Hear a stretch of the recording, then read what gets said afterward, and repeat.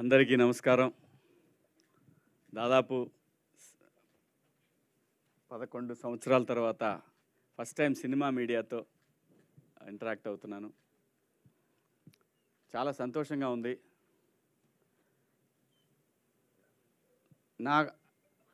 నా లైఫ్లో నా ఫ్యామిలీ ఎప్పుడు ఏమీ కోరలేదు, నా వైఫ్ కానీ పిల్లలు కానీ. లాస్ట్ ఇయర్ నన్ను వాళ్ళు అడిగింది ఏంటంటే, పిల్లలు పెద్దోళ్ళు అయ్యారు, వాళ్ళు అడిగింది ఏంటంటే, నాళ్ళు నువ్వు సొసైటీ అనుకుంటా నువ్వు యాక్ట్ చేసేటప్పుడు మేము చూడలేదు, ఇప్పుడు యాక్ట్ చేయి నాన్న అని అడిగారు పిల్లలు.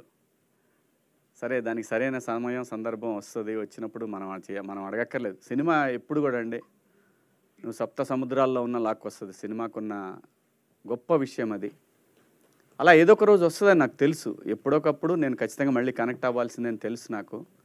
ఆ సందర్భంలో నేను యాక్చువల్గా ఒక తమిళ సినిమా తీసుకున్నాను, నేను కొన్నాను. నేను ఇంతకుముందు కూడా ప్రొడ్యూస్ చేశాను, తాజ్మహల్ అని మీ అందరూ తెలుసు. ఆ సందర్భంలో విజయ్ సేతుపతి గారి సినిమా ఒకటి కొన్నాను నేను. కొన్నప్పుడు థర్డ్ వేవ్ వస్తుందని మళ్ళీ మొదలుపెట్టారు. అప్పటికే ప్రొడక్షన్, ప్రీ ప్రొడక్షన్ అంతా అయిపోయింది, డైలాగ్ వెర్షన్ అన్నీ అయిపోయినాయి, మ్యూజిక్ కూడా అయిపోయింది, అంతా టెక్నీషియన్లు అంతా సెట్ అయ్యారు, అంతా అయిపోయింది అన్నారు. ఓరని ఇంకా మనకు దరిద్రం వదలలేదురా, వద్దులేక సరే అయిన వరకు అయిందిలేని అంతటితో ఆపేశాను. ఆపినప్పుడు మళ్ళీ అంతా లాస్ట్ ఇయర్ నేను ఒకసారి సరే నాకున్న సర్కిల్లో ఒక బెస్ట్ పర్సన్ని చూజ్ చేసుకొని ఆయన దగ్గరికి వెళ్దామని చెప్పి వెళ్ళాను. ఆయనే ఈటీవీ బాపినీడు గారు. ఆయన కలిసి ఇట్లా నా దగ్గర ఒక 2 సినిమాలు ఉన్నాయండి, నేనే చేద్దాం అనుకున్నాను, కానీ నాకు అనిపించింది కరెక్ట్ కాదనే భగవంతుడు ఆపాడేమో తెలియదు.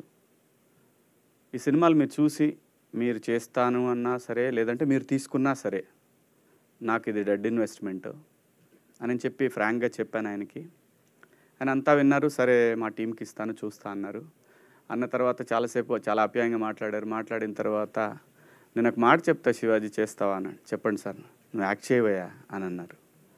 నేను చేయనని ఎప్పుడు అనలేదండి ఎవరితో కూడా. శివాజీ రాజకీయాల్లోకి వెళ్ళిపోయాడు, సీఎం అవుతాడు, పిఎం అవుతాడు అని జనం ఊరికే అనుకున్నారు. నాకు అసలు రాజకీయాల్లోకి ఎప్పుడు కూడా వెళ్ళాలని, రాజకీయ పార్టీలో ఉండాలని నేను ఎప్పుడు అనుకోలేదు. కేవలం ఆ రోజున్న ఎమోషన్స్, ఆ డివిజను, ఆ ప్రాంతం అనే ఎమోషన్ తోటి నేను ప్రజల కోసం కనెక్ట్ అయ్యాను. రాజకీయాలు నేను ఎప్పుడు కూడా చేయాలనుకోలేదు, చేయలేదు కూడా. సో నన్ను అలా ఇంకా శివాజీ రాడు సినిమాలు చేయడం అనుకొని చాలామంది అనుకున్నారు కాబట్టి అలా అవాయిడ్ అయిపోయానండి నేను.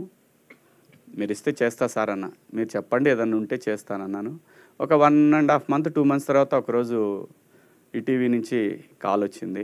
ఆయన పేరు సత్యనారాయణ గారు. ఒకసారి సాయికృష్ణ గారిని కలుస్తారా అని అంటే, అప్పుడు మన నితిన్ గారు వాళ్ళు కలిశాను నేను.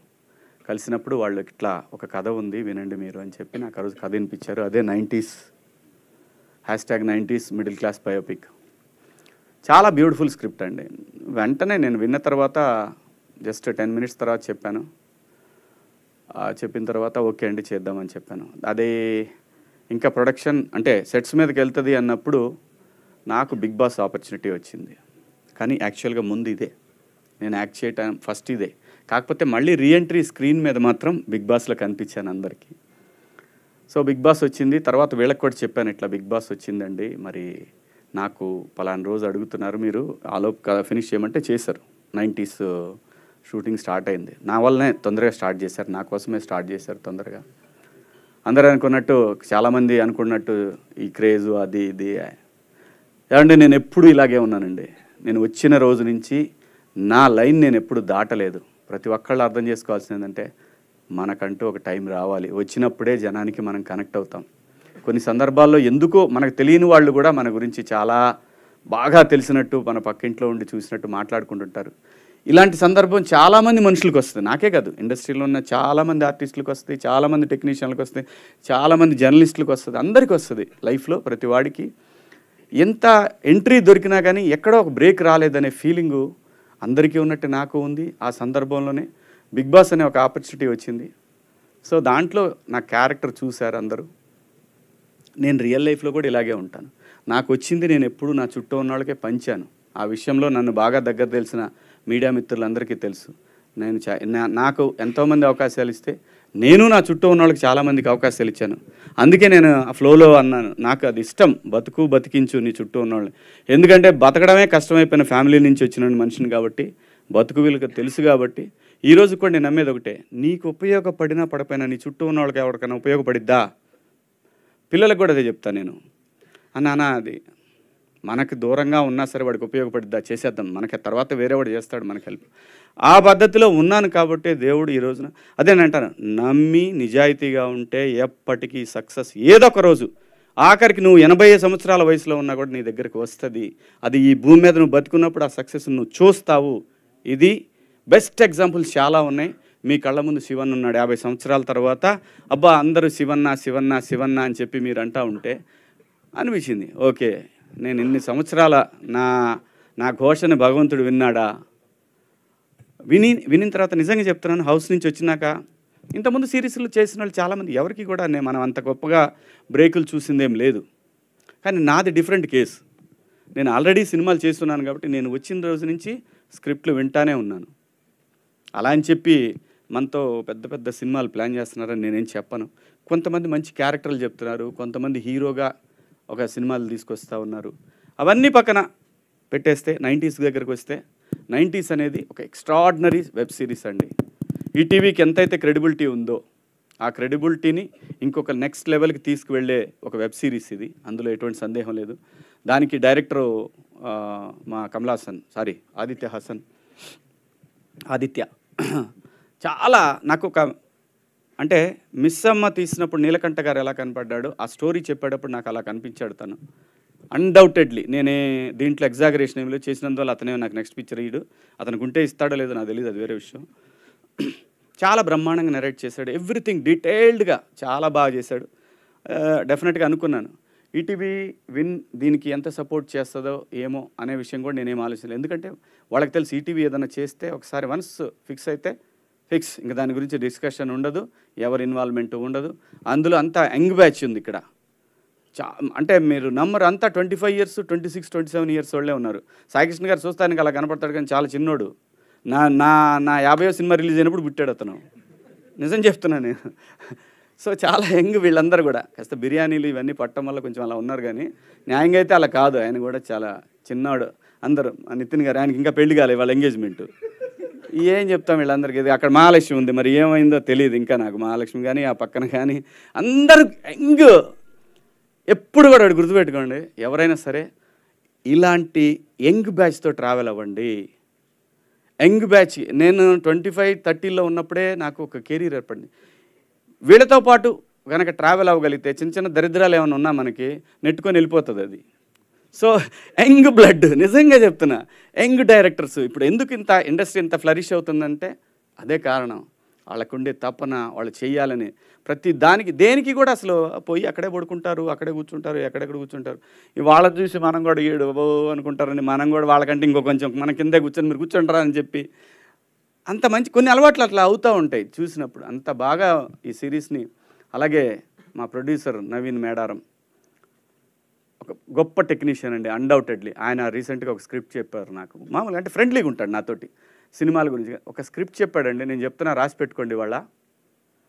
అది ఒక నెక్స్ట్ లెవెల్ ఫిలిం తెలుగు సినిమాకి. ఆయన చెప్పిన కథ తన విఎఫ్ఎక్స్ లండన్లో విఎఫ్ఎక్స్ మీదనే తను చాలా సినిమాలకు వర్క్ చేసి వచ్చాడు. ఆయన చిన్నోడు కాదు నవీన్ మేడారం. తను అన్నీ కూడా నాకు మొత్తం తన విఎఫ్ఎక్స్ చేసిన సినిమాలు, ఇంగ్లీష్ సినిమాల లిస్ట్ ఇస్తే షాక్ తింటాం, ఎగ్జాగరేషన్గా ఉంటుంది. So very good technician. తాను ఈ స్క్రిప్ట్ని యాక్సెప్ట్ చేయటం అనేది డెఫినెట్గా ఆయన అంటే కథని జడ్జ్ చేసి కథ బాగుంటే ఆడుతుందని నమ్మి దీన్ని ఒక ప్రొఫెషన్గా తీసుకొని ఇంకో కుర్రోడికి లైఫ్ ఇవ్వటం అనేది ఇంకో డైరెక్టరు, అది హ్యాట్స్ ఆఫ్. డెఫినెట్గా నవీన్ గారు హ్యాట్స్ ఆఫ్ అండి, చాలా బ్రహ్మాండంగా మీకు. అలాగే మా కెమెరామెన్ అజింబాయ్ ఏడి తోపు, తమిళ సినిమా ఏం బిర్యానీ అది మంది, కడసల బిర్యానీ, తోపు ఫిలిం, తోపు కెమెరామెన్. అలాగే ఇప్పుడు గూఢచారి 2 ఆయనే కెమెరామెను. సో ఇంకా ఆయన గురించి చెప్పాల్సింది పెద్దగా, ఆ ఫిలిమ్స్ గురించి చెప్తేనే మనకు అర్థమైపోద్ది. గొప్ప టెక్నీషియన్. అదే కుర్రోళ్ళతో ట్రావెల్ అవ్వటమే బెటర్ అని నాకు బాగా క్లారిటీ వచ్చేసింది. ఏదోటి మన మీద ఉన్న గౌరవంతో లాక్కొని పోతారని కూడా అర్థమైంది నాకు. అలాగే మన ఈటీవీ మొత్తం టీం అంతా కూడా చాలా బ్రహ్మాండంగా వాళ్ళే కోఆర్డినేట్ చేయడం. జనరల్గా ఏంటంటే క్రియేటివ్ హెడ్ అంటే ఏంటంటే ఆయన ఒక ఆఫీస్లో కూర్చొని ఇదివరకటి రోజుల్లో మంచి చక్కటి బిర్యానీలు తెచ్చుకొని బ్రహ్మాండంగా బాగా మనల్ని జడ్జ్ చేస్తూ మన గురించి తెలియకపోయినా ఆర్టిస్టులు అట్లా ఉండేది. కానీ నితిన్ అలా కాదు. ఆయన ఫస్ట్ డే నుంచి నాకు ఫోన్ చేసింది ఆయనే ఫస్ట్ అసలు యాక్చువల్గా ఈ కథ గురించి. ఫస్ట్ డే నుంచి ఈ ప్రాజెక్ట్ కానీ అలాగే ఇంక మిగతా ప్రాజెక్టులకు కూడా తనంతా డెడికేటెడ్గా వర్క్ చేసే ఒక టీం దొరకటం డెఫినెట్గా చాలా లక్. ఈటీవీ విన్ యాప్కి డెఫినెట్గా మంచి టీం దొరికింది. సో ఈ సిరీస్ని కనుక అందరూ యాక్సెప్ట్ చేయగలిగి ముందుకెళ్ళగలిగితే తెలుగు సినిమాలో తెలుగు ఇండస్ట్రీలో మనకి ఎట్లాగైతే ఓటీటీ ప్లాట్ఫామ్స్ అంటే ఓన్ తెలుగు ప్లాట్ఫామ్స్ తెలుగు వాళ్ళు స్టార్ట్ చేసిన లైక్ ఆహా, లైక్ ఇప్పుడు ఈటీవీ విన్, అలాగే ఈ సిరీస్కి మ్యూజిక్ చేసినటువంటి సురేష్ ఎంత బాగా అంటే ఒకటండి, నీ టాలెంట్ ఫస్ట్ కాదు, నీ బిహేవియర్ ఫస్ట్. అది మిమ్మల్ని ఆఫీస్ దాకా ప్రొడ్యూసర్ దాకా తీసుకెళ్తుంది. సో ఆ బిహేవియర్ ఎలాగుందో దానికి 10 times తన వర్క్ డెఫినెట్గా అంత బాగుంది ఈ సిరీస్లో. అలాగే ఆర్ట్ డైరెక్టరు ఈయన మాకు ఇప్పుడు కాదు 70s నుంచే తెలుసు. మా సినిమాలకు చేశారు వీరు కూడా. సో మొత్తం 70s నుంచి 90s దాకా గట్టి టీమే ఉంది దీనికి. సో అలాగే వాసుకి మ్యామ్, తను బాలచంద్ర గారి స్కూల్ అండి, ఇంకా మనం ఏం చెప్తాం ఆవిడ గురించి అందరికీ తెలుసు. తను ఎంత టైమింగ్ అంటే మనం ఎలర్ట్గా లేకపోతే తొక్కేస్తారు ఆర్టిస్ట్గా, మామూలుగా కాదు మనుషులుగా. అట్లా ఉంటుంది నిజంగా. అంత ఐఎమ్ సో లక్కీ. ఎందుకంటే బాలచంద్ర గారి స్కూల్ నుంచి వచ్చిన ఆర్టిస్టులు అంటే డెఫినెట్గా ఎక్కడో పాయింట్లో తెలుస్తూ ఉంటుంది. మనం నెక్స్ట్ టైం ఎప్పుడన్నా ఏదన్నా ఒక సీన్ చేసేటప్పుడు ఆ సందర్భంలో అలాంటి రియాక్షన్ ఒకటి అనేది. So thank you ma'am. మంచి నాకు వీళ్ళందరితోటి చాలా గొప్ప ఎక్స్పీరియన్స్. అలాగే మౌళి నేను నిజంగా కూడా ఏం చూడలేదు అబ్బాయి, ఇప్పటికి కూడా నేను చూడలేదు ఏమీ కూడా.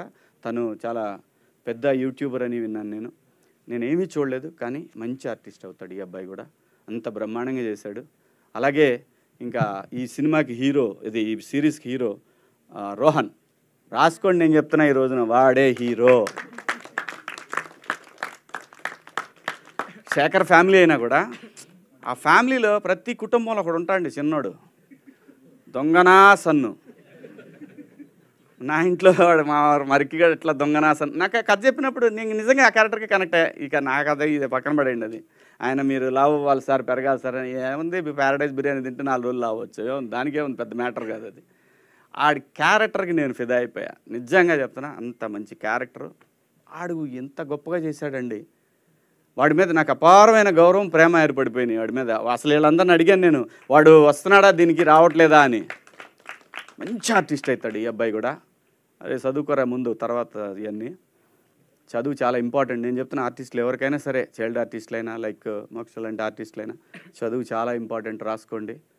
మేమేదో BA చేస్తే ఎవడికి తెలియదు, BAలో ఏముంటాయో ఎవడికి తెలియదు. సో అలాంటి పరిస్థితుల్లో సస్టైన్ అయ్యటానికి నానా అయ్యి ఇక్కడ దాకా రావడానికి ఇన్ని స్ట్రగుల్. ఇండస్ట్రీకి వచ్చిన తర్వాత 25 ఏళ్ల తర్వాత శివన్న అనే ఇంకో పేరు ఇచ్చారు. సో దానికి చాలా స్ట్రగుల్ ఉంది, చాలా మాటలు ఉన్నాయి, చాలా అవమానాలు ఉంటాయి. ఆ అవమానాలు అనేది ఎవరు చేస్తారని కాదు, మన కర్మే దానికి కారణం. సో ఈ వచ్చే యంగ్ జనరేషన్ ఎవరైనా సరే, నా కోరికోటి లైఫ్లో నాకు ఇప్పుడు నేను అమెరికా వెళ్ళినప్పుడు ఎప్పుడు కూడా నాకు అనిపిస్తుంది, అబ్బా ఈ యూనివర్సిటీలో నేను చదవలేకపోయానని ఎంత బాధ ఉంటుందంటే నమ్మరు. నేను ఆ యూనివర్సిటీల వైపు కూడా వెళ్ళను. ఆ రోజంతా నా మైండ్ అంతా బాధపడుతుంది. ఏం లైఫ్ అండి కాలేజ్ లైఫ్, ఏం లైఫ్ అది రాదు. బిగ్ బాస్ హౌస్లో ఉన్నప్పుడు ఏం ఫ్యామిలీ మిస్ అవుతున్నారా అని కొట్టుకుంటుంది గుండె. అలా ఆ లైఫ్ చూసినప్పుడు, కాలేజ్ లైఫ్ చూసినప్పుడు అలా కొట్టుకుంటుంది గుండె. సో నేను యంగ్ జనరేషన్కి ఇప్పుడు వచ్చే టాలెంట్కి అందరికీ చెప్పేదంటే, ఫస్ట్ ఫినిష్ చేయండి, కాలేజ్ ఫినిష్ చేయండి, ఆ తర్వాత మీరు సినిమాకి రండి. ఏమైనా చేయొచ్చు, మనకి ఏదైనా దొరికిద్ది, మన లైఫ్లో ఉన్నది ఏది దొరక్కపోదు. ఈ సిరీస్ ఈటీవీ విన్లో January 5th నుంచి టెలికాస్ట్ అవబోతూ ఉంది విన్ యాప్లో. చాలా బాగుంటుంది. రూపాయికి మావాడు చెప్పిన సెంటర్ ఫ్రెష్ అలా నోరు తెరిస్తే ఎలాగా బయటికి వెళ్ళిపోద్దో అలాగా ఒక రూపాయి అనేది పెద్ద మ్యాటర్ కాదు. మనం గోల్డ్ టికెట్ 400, 500 పెట్టి చూస్తున్నాం, రూపాయి పెద్ద మ్యాటర్ కాదు.